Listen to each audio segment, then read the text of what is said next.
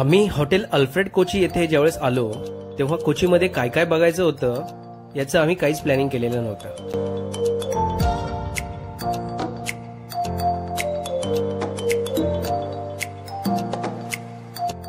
इकडच्या ऍक्टिव्हिटीज आणि मॉन्युमेंट्सच्या प्रेमात कोणीही पडणारच होतं. हॉटेलचा परिसर शांत आणि एव्हरग्रीन भेटला, त्यामुळे प्रवासाचा शीण घालवायला चांगली संधी मिळाली. मग दुसऱ्या दिवशी सकाळीच सायकल घेऊन कोची एक्सप्लोर करायचं ठरवलं.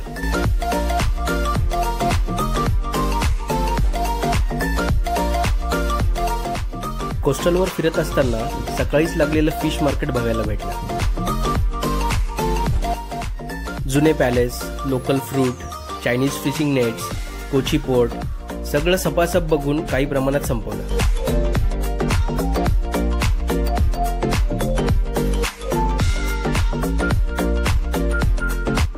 मग हॉटेल अल्फ्रेडला बाय बाय करून नवीन ठिकाणी प्रस्थान करायला निघालो. मध्येच एका ठिकाणी एलिफंट ट्रेनिंग सेंटरला एलिफंट राईड करायची भारी संधी आम्हाला मिळाली. गजराजांची सवारी ही आमच्या नशिबातच होती असं म्हणावं लागेल. शॉर्ट टाइम मध्ये मजा घेऊन आम्ही निघालो जनार्दन स्वामी टेम्पल वरकळा येथे. ऑफ रोडचा फायदा असा झाला की आम्हाला बऱ्याच गोष्टी एक्सप्लोर करायला मिळाल्या.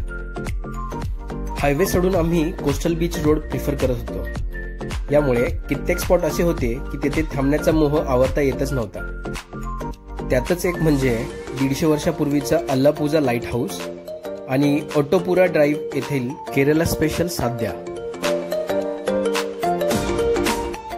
वाव, एक परिपूर्ण जेवण घेतल्याचा आनंद आम्ही घेतला आणि पुढे निघालो स्वामी जनार्दन स्वामी मंदिराकडे. भगवान विष्णूचे हे मंदिर 2000 वर्ष जुने आहे आणि जवळच आपल्याला पापनाशनम बीच आणि कुंड बघायला भेटते. फोटोग्राफी करायला अलाउड नाही हे पुणेकरांना फारच उशिरा समजतं आणि असंच काहीतरी झालं. मग कुंडावरती स्नान उरकून आम्ही पापनाशनम बीच कडे निघालो. एक पुण्याचं काम म्हणजे या ठिकाणी श्राद्ध करून अस्थी समुद्रामध्ये विसर्जन केलं जातं.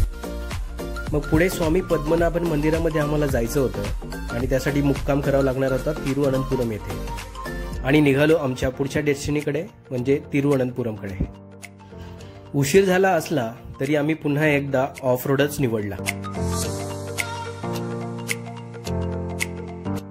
वाटेत त्रिवेंद्रमच्या कळिलामकुलम येथील हा भव्य चर्च बघायची संधी काही सोडली नाही.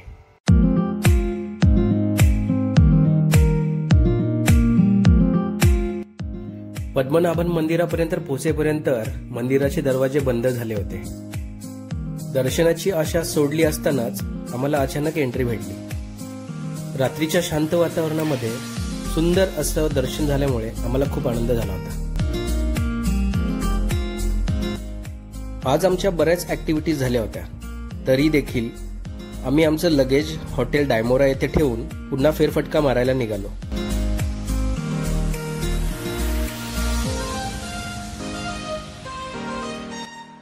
तिरुअनंतपुरम रेल्वे स्टेशनच्या जवळपास थोडा वेळ वॉक केला आणि तिथल्या लॉटरी बिझनेसची क्रेज अनुभवली.